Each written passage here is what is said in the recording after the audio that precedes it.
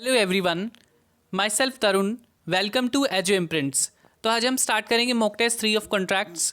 आप मेरी other playlist को फॉलो कर सकते हैं, पॉलिटी की series for LLB entrances and the basically competitive exams, legal current affairs exclusively for LLB entrances. And जो करंट अफेयर्स हैं वो सभी के लिए इंपॉर्टेंट है। ड्यू एलएलबी के जो प्रीवियस ईयर पॉलिटी क्वेश्चंस हैं सभी एलएलबी एंट्रेंसेस के लिए, और कॉम्पिटिटिव एग्जाम्स के लिए भी कॉन्स्टिट्यूशन के क्वेश्चन बड़े इंपॉर्टेंट है। कॉन्स्टिट्यूशन की मॉक टेस्ट सीरीज़ और कॉन्ट्रैक्ट की, टॉर्ट की एंड इंडियन पिनल कोड की जो हम आज स्टार्ट कर रहे हैं। तो आप मुझे फॉलो भी कर सकते हैं azo imprints bye Tarun Kapoor Facebook page के ऊपर। एजो इम्प्रिंट्स जो इंस्टाग्राम के ऊपर पेज है उसमें मैं इंपॉर्टेंट इन्फॉर्मेशन आपके एग्जाम से रिलेटेड शेयर करूंगा। टेलीग्राम के ऊपर सभी डाउट्स को आप पूछ सकते हैं। I will be always there for you. Feel very free to ask in asking your doubts. Twitter के ऊपर @एजो इम्प्रिंट। सभी के links description and comment box में मैंशन हैं। The first question is an agreement which is enforceable by law at the option of one or more parties thereto, but not at the option of other, is A. void ab initio, B. valid, C. voidable, D. enforceable. The correct answer is voidable. Question 2. Which one of the following case related with the concept of intention to create legal obligation? A. Lalman Shukla versus Goridath, B. Feldhaus versus Bindle, C. Bolton versus Jones, D. Balfour versus Mrs. Balfour. The correct answer is Balfour versus Mrs. Balfour. The question 3. An agreement consists of reciprocal promises between at least A. 4 parties, B. 6 parties, C. 3 parties, D. 2 parties. Correct answer is 2 parties. Question 4. Ram offers to sell his scooter to Shivam for some price. Will it resulted into any agreement or contract? A. Yes. B. No. C. Maybe. D. All of the above. The correct answer is no. Question 5. The communication of acceptance is complete as against the proposer. A. When it comes to the knowledge of the proposer. B. When it is put in the course of transmission to him so as to be out of power of acceptor. C. When the acceptance is communicated to the proposer. D. All of the above. The correct answer is B. When it is put into the course of transmission to him so as to be out of the power of acceptor. The question 6. Shyam offers to buy Ram's bungalow for rupees 5 crore. And Ram thinks of selling this bungalow to Shyam but does not mention it to him. Does this amount to acceptance? A. Yes. B. No. C. Maybe. D. None of these. The correct answer is no, because अभी वो सोच रहा है, उसने अभी बताया तो नहीं है कि मैंने आपका एक्सेप्ट कर लिया है offer. Question 7. Tender is A. an offer, B. an invitation to offer, C. a counter offer, D. a promise. So ये टेंडर क्या होता है? इन्विटेशन टू ऑफर होता है। Question 8. Which one of the following are essentials of contract has not been mentioned or incorporated in the Indian Contract Act 1872? A.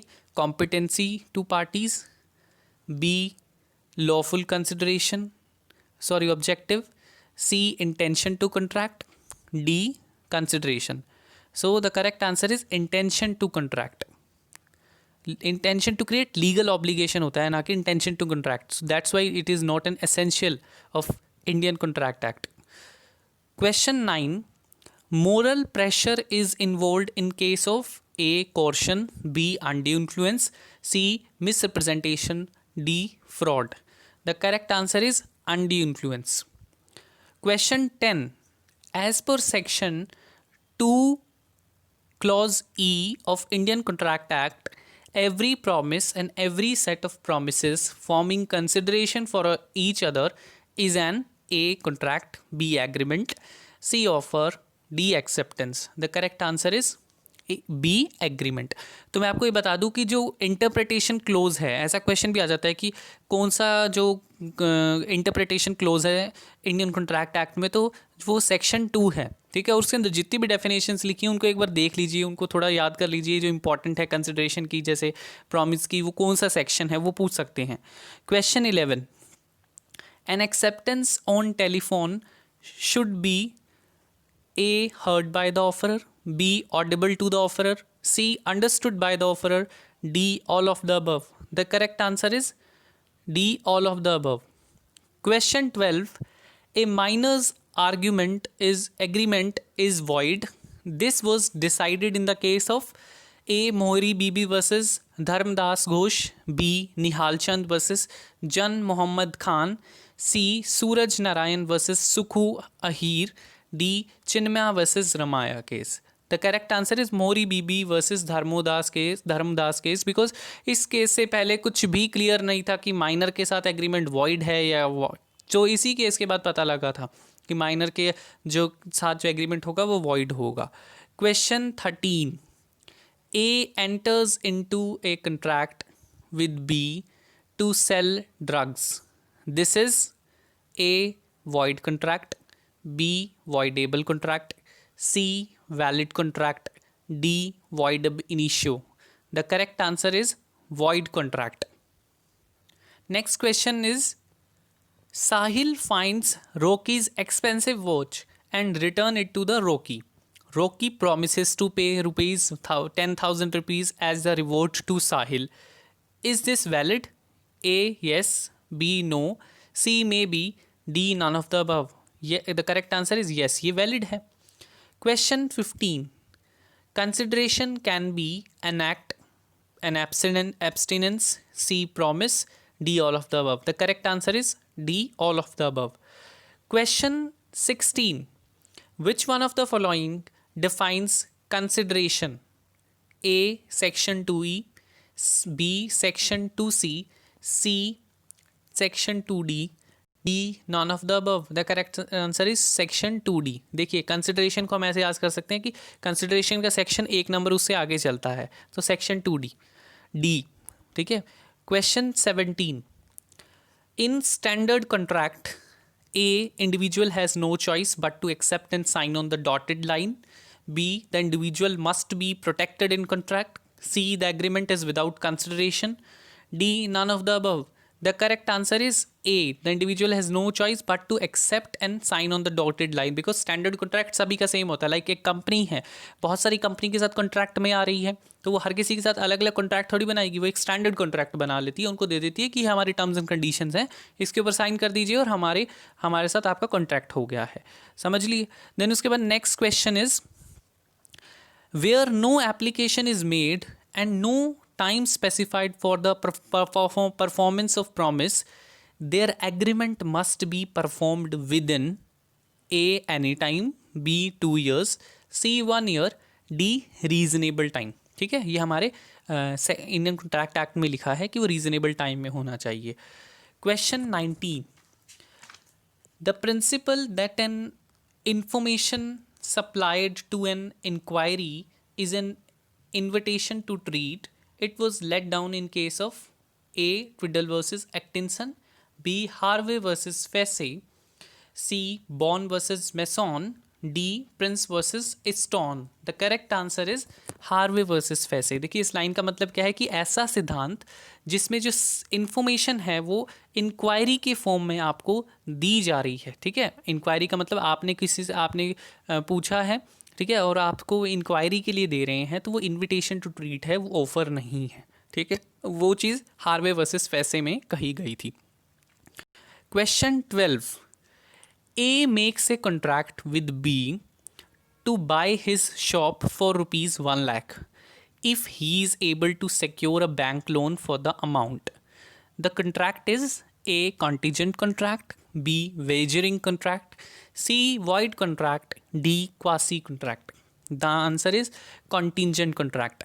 देखिए अब इसमें क्या कह रहा है कि A उसको कह रहा है B को कि कॉन्ट्रैक्ट कर रहा है कि मैं तुम्हारी शॉप है ना वो ख़रीद लूँगा, 1 लाख रुपए की है जो, ठीक है, यदि मेरे को बैंक लोन मिल जाता है तो, ठीक है।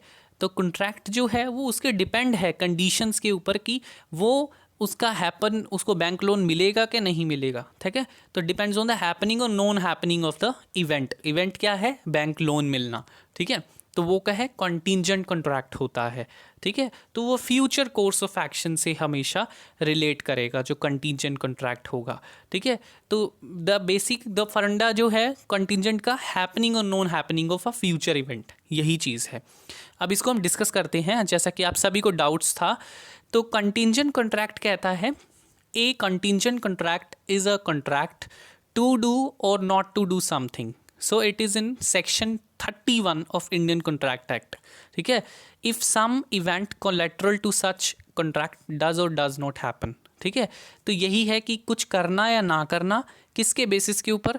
कि कुछ होगा या नहीं होगा। कुछ इवेंट को हमने अपने कॉन्ट्रैक्ट के साथ अटैच कर दिया है, वो इवेंट होगा या नहीं होगा उसके ऊपर हमारा डिपेंड करेगा कि हमारा कॉन्ट्रैक्ट होगा या नहीं होगा, ठीक है।